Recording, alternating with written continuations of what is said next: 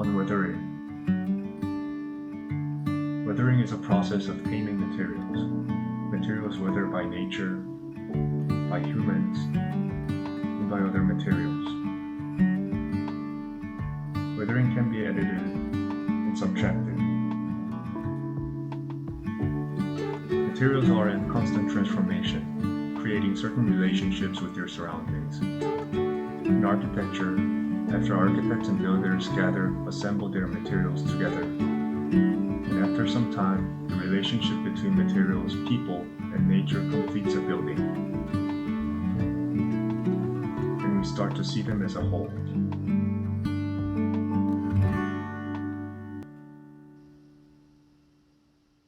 Adolf Loos claimed that his home during his youth was not a work of art, but a product of his family's history. The writing table with the ink stain, the picture of his parents, the clock in the knit slipper, and so on. Every piece of furniture and object told a story. Altogether, they narrated family history.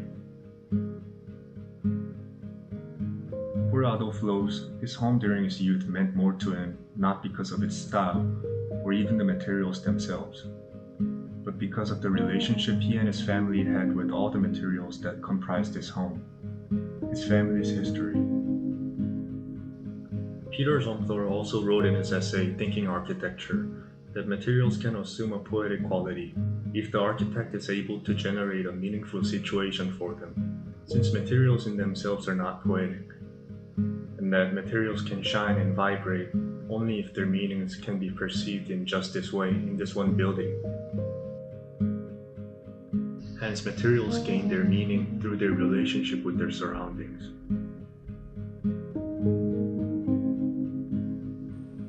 I feel very much the same way about the materials that surround me.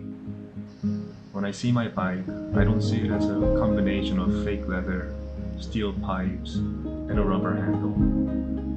The materials themselves do not mean as much as the wear and tear the bike gained over time. Like how the handles deformed because I would hold my lock when I ride. All the memories that I had on this bike, riding to school through the neighborhoods, going to groceries, and carefully riding over the broken asphalt and the black ice during the winter. That's what the steel pipes, fake leather, and the rubber handle mean to me. I went through the streets where I usually pass by very quickly when I commute, looking for materials that seem to be in relationship with their surrounding nature, people, and materials. There were materials that were in relationship with the natural environment. Mold growing on stones, brick facade in the shadow, and a beautiful patina on the gutter. Some materials were in relationship with people. A shiny door possibly cured with oil and repeated push and pull of the people coming in and out of the building.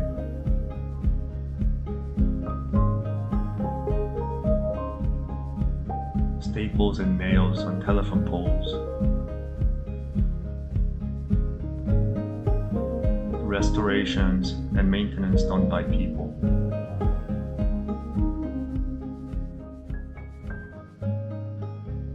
Some materials were in relationship to one another. Rusting metal staining a concrete slab. Arches channeling rainwater to a narrow stream, creating a specific pattern on the facade.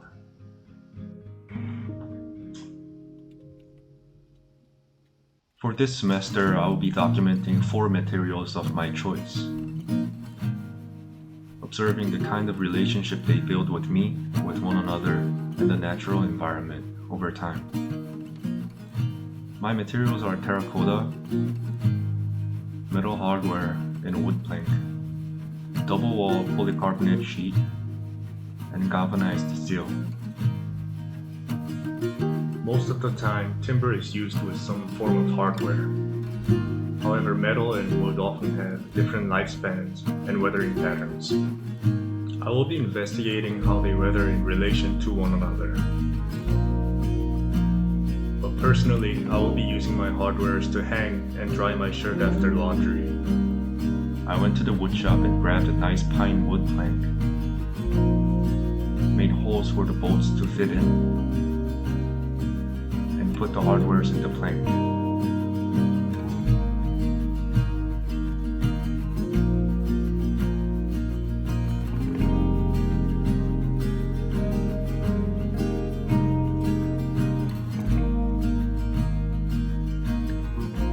I came home and labeled the materials to prevent myself from forgetting what they were.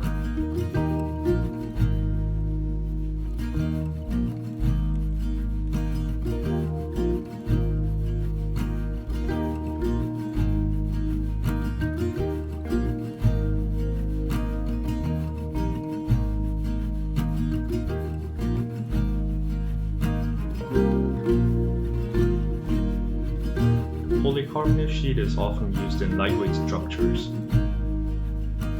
They are easy to assemble due to their lightweight and flexibility. However, the double-wall polycarbonate sheet can collect dust and moisture between the walls very easily. So I will be using my polycarbonate sheet to make a poster. A poster showing sedimentation of dirt, moisture, and mold that will be growing inside the polycarbonate sheet. I sealed one end of the sheet with hot glue to prevent anything from falling through. The polycarbonate sheet will be left outside, standing, to collect rain, dust, and just about anything in the air, and will be documented throughout.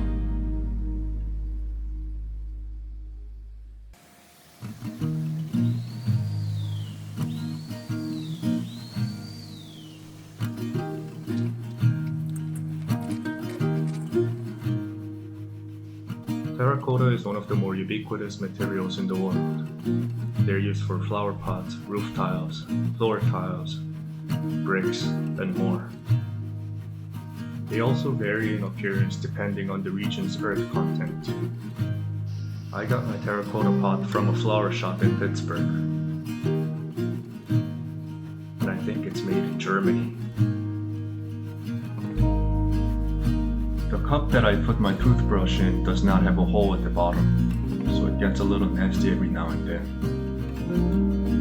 I'll be using my terracotta pot to hold my toothbrush and razor, and see how they change over time with toothpaste, residue, and shaving cream.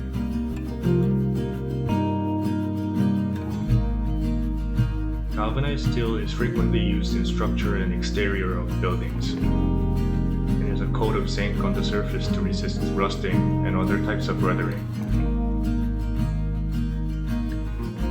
I'm not sure if my galvanized steel will weather in such a short period of time, but I kind of enjoyed the sound it made. And this terracotta pot sounded even better. It reminded me of a bell called 풍경, which in English translates to sound of the wind. They're usually hung under the eaves in old temples of Korea. I decided to use my terracotta pot and galvanized steel to make my own 풍경. I went out to get some basswood sticks to make a support.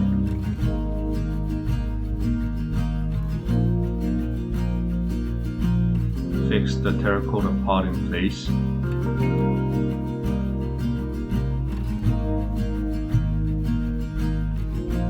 And cut out strips from a galvanized steel sheet.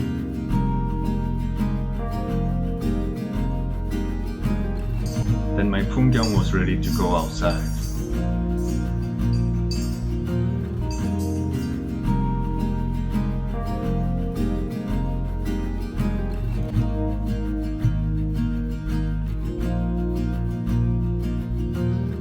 All my materials will be documented throughout the semester. Hope hopefully they will mean something to me at the end. And weather beautifully.